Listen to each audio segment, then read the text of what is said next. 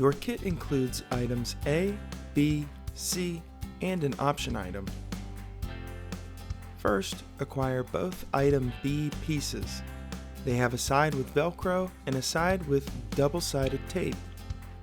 These will line up directly with the posts on both ends of the customer side of the buffet counter. The Velcro should be on the top half once you attach item B. When you are ready to attach item B, remove the paper from the double-sided tape. Stick the tape to the post like so. The bottom should be flush with the countertop. Do the same at the other end on the customer side. Then, grab both item C spacers.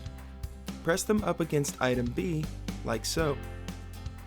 This will leave an NSF standard 1-inch space between the counter and the removable glass.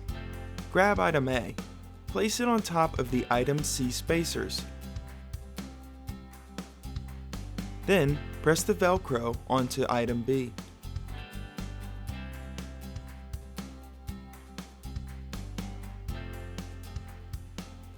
Remove the item C spacers. You are ready to serve food over the top of the counter like so. For elementary and primary schools, you will use the option piece to serve food underneath the removable glass. Place the option piece over a pan at the end of the food line.